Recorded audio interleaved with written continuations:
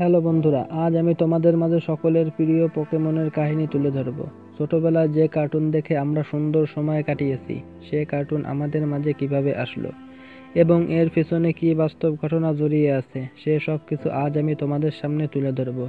তাহলে চলো দেরি না করে ভিডিওটি শুরু করা যাক।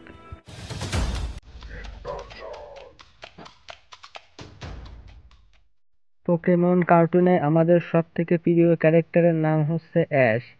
আমরা অনেকেই হয়তো জানি না সে বাস্তবে ছিল। বন্ধুরা, 1970 সালের দিকে আমাদের এই অ্যাশ জাপানের টোকিও শহরে ছোট্ট একটি এলাকা, যার নাম মাসিদা, সেই শহরে থাকতো। এই অ্যাশ অন্যান্য ছেলেমেয়েদের মতো একদমই ছিল না, কারণ তার একটি মানসিক সমস্যা ছিল। তার এই অসুখটির নাম ছিল অ্যাসপারগাস সিন্ড্রোম। এই অসুখটি একজন মানুষকে সোশ্যালি অকওয়ার্ড বানিয়ে ফেলে। এই অসুখটি যার হয়, সে সাধারণত অন্যান্য 8-10টি ছেলেমেয়ের মতো একজন আরেকজনের সাথে মিশতে পারে না। সবসময় তারা একা থাকতে পছন্দ করে। সুতরাং এই কারণে তার কোনো বন্ধু-বান্ধব ছিল না, সে ছিল একদম একা। তো যাই হোক বন্ধুরা, সে যে এলাকাটিতে থাকতো সেটি ছিল একটু গ্রাম ধরনের। তার বাসার সামনেই একটা ছোট বাগান ছিল। আর যেহেতু মানুষের সাথে মিশতে তার সমস্যা হয়, তাই সে প্রায় একা সেই বাগানে ঘুরতে যেত এবং সেখান থেকে তার পোকামাকড়ের প্রতি এক ধরনের আসক্তি জন্মায় এবং সে পোকামাকড় ধরে তার বাসায় এনে জমানো শুরু করে। অ্যাশের বাবা-মা তার এই শখকে সাপোর্ট দেয়, কারণ তারা চাইতো যে তাদের ছেলে কোনো একটা কিছু নিয়ে খুশি থাকুক, এ তো তাদের ছেলের জন্যই ভালো। কিছু একটাতে ব্যস্ত থাকলে তার যে অসুখ আছে তা নিয়ে তাদের ছেলেকে বেশি একটা সমস্যায় পড়তে হবে না। কিন্তু দুর্ভাগ্যবশত কিছুদিন পর সরকার তাদের এলাকার উন্নয়নের কাজ শুরু করে এবং বড় বড় বিল্ডিং বানানোর জন্য তাদের এলাকায় যে বাগান ছিল সেটি কেটে ফেলে। ফলে বাগান না থাকায় সেখানকার পোকামাকড়গুলো চলে যায় এবং সে একা হয়ে যায়। এই অবস্থায় অ্যাশের বাবা-মা তাদের ছেলেকে নিয়ে চিন্তায় পড়ে যায় এবং তারা তাদের প্রতিবেশী এক ছেলের সাথে অ্যাশের বন্ধুত্ব করিয়ে দেয়। ততদিনে অ্যাশের মানসিক রোগ একটু কমে আসে এবং অ্যাশের ওই ছেলেটির সাথে অনেক ভালো বন্ধুত্ব হয়ে যায়। আর সে প্রায় ওই ছেলেটির বাসায় যেত এবং ওই ছেলেটির একটি ভিডিও গেম ছিল। তো দুই বন্ধু মিলে ভিডিও গেম খেলা শুরু করলো এবং তার ভিডিও গেমের উপর নতুন একটি আসক্তি জন্মায়। তারপর তার বাবা-মাকে রাজি করিয়ে সে নিজেও একটি ভিডিও গেম কিনে ফেলল।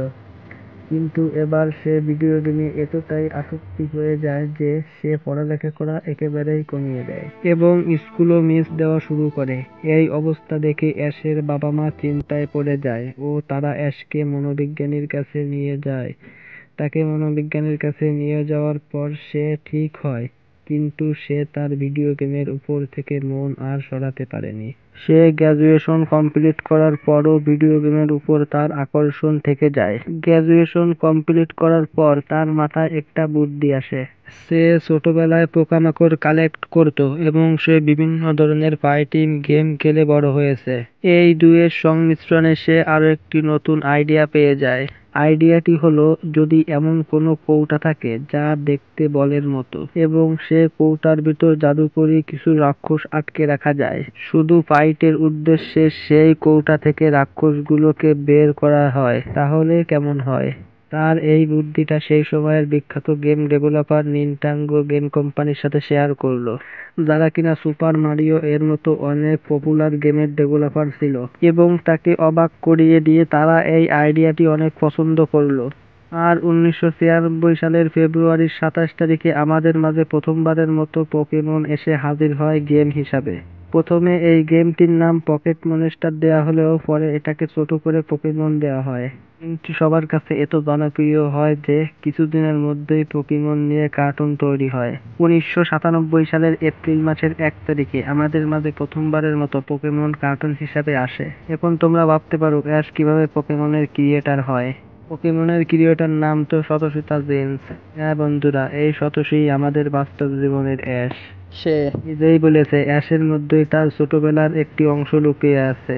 অ্যাশ তারই কল্পনার জগতেরই একটি প্রতিচ্ছবি এবং এজন্যই সে চেয়েছে পোকেমনের মাধ্যমে তার ছোটবেলার কাল্পনিক সত্তা ও কাল্পনিক বন্ধুদের আমাদের মাঝে নিয়ে আসতে, এবং সে তা করতে এমনভাবেই সফল হয়েছে যা আমাদের জীবনেরই একটি অংশ হয়ে গেছে। তো এই ছিল আজকের ভিডিওটি ভালো লাগলে একটা লাইক করো, পরবর্তীতে কোন ধরনের ভিডিও দেখতে চাও কমেন্ট করে জানাও, আর চ্যানেলে নতুন হয়ে থাকলে অবশ্যই চ্যানেলটি সাবস্ক্রাইব করে দাও। আর হ্যাঁ, যারা বেনটেন ভিডিও দেখতে পছন্দ করো তারা আমার এই ভিডিওর ডিসক্রিপশনে দেখো গুগল ড্রাইভের লিংক দেওয়া আছে, সেখানে আমি একটা বাংলা বেনটেন ভিডিও আপলোড করেছি, তোমরা দেখে নাও। কথা হবে আগামী এপিসোডে, ততদিন সবাই ভালো থাকবা, সুস্থ থাকবা, খোদা হাফেজ।